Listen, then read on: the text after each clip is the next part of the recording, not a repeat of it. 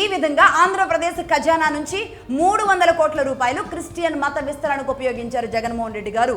తద్వారా 1,70,00,000 మందిని మతంలోకి మార్చడానికి, 1,70,00,000 మంది ఓటర్లను మతంలోకి మార్చడానికి పనిచేశారు. ఒక్క మనిషి మారినా సరే అది జగన్మోహన్ రెడ్డి గారి ఓటే. ఏ ఒక్కరు మతం మారినా సరే అది జగన్మోహన్ రెడ్డి గారి వైసీపీ కార్యకర్తలుగా మారుతారు. కాబట్టి ప్రతి మార్పు, ప్రతి కన్వర్షన్, ప్రతి మత మార్పు జగన్మోహన్ రెడ్డి గారి ఓట్ బ్యాంకుగా మారింది. అందుకే దీని మీద ఆ స్థాయిలో పనిచేశారు. మరి గుడులను ఏం చేశారు? ఆనాడు గుడులు ఎంత దౌర్భాగ్యమైన పరిస్థితులకు వెళ్ళిపోయాయి. ధూప దీప నైవేద్యాలకి నోచుకొని గుడులు ఎన్నున్నాయి.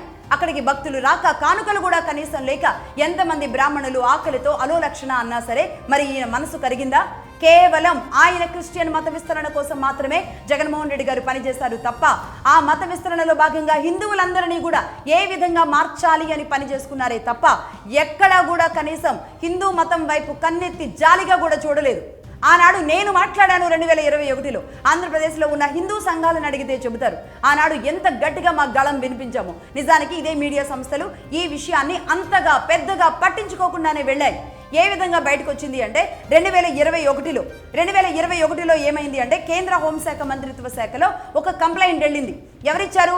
ఆనాటి ఎంపీ రఘురామకృష్ణరాజు గారు ఇచ్చారు. అప్పటికే ఆయన్ని కొట్టించడం, ఆయన మీద అకృత్యాలు పెరుగుతూ ఉండడంతో ఇక దాన్ని తట్టుకోలేక ఇక అసలు విషయాన్ని బయటకు తీసుకురావడానికి ఈ క్రిస్టియన్ మత వ్యాప్తి ఆంధ్రప్రదేశ్లో భారీగా జరుగుతోంది అన్న విషయాన్ని ఆయన కేంద్ర హోంమంత్రిత్వ శాఖకి కంప్లైంట్ ఇచ్చారు. నిజానికి MHA కింద ఉంటుంది, మినిస్ట్రీ ఆఫ్ హోమ్ అఫైర్స్ కింద ఉంటుంది ఒక శాఖ, అదే FCRA, foreign contribution regulation act కింద దాదాపుగా 18 సంస్థలని క్లోజ్ చేయించారు రఘురామకృష్ణరాజు గారు. 18 క్రిస్టియన్ NGO సంస్థలకి బ్రేక్ పడింది ఆనాడు.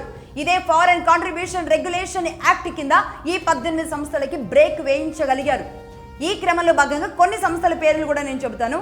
World vision India, evangelical fellowship of India, church auxiliary for social action, synodical board of social service, ఇలాంటి సంస్థలు భారీ స్థాయిలో 2019 నుంచి 2024లో భారీ స్థాయిలో ఆంధ్రప్రదేశ్లో విస్తరించడానికి వచ్చిన సంస్థలు అన్నమాట ఇవి.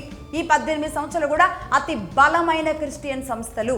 వాటిని రాకుండా ఒక రకంగా అడ్డుకున్నారు అంటే అది ఆ క్రెడిట్ మొత్తం కూడా నిజానికి ఎవరు అవునన్నా కాదన్నా రఘురామకృష్ణరాజు గారికి చెందుతుంది.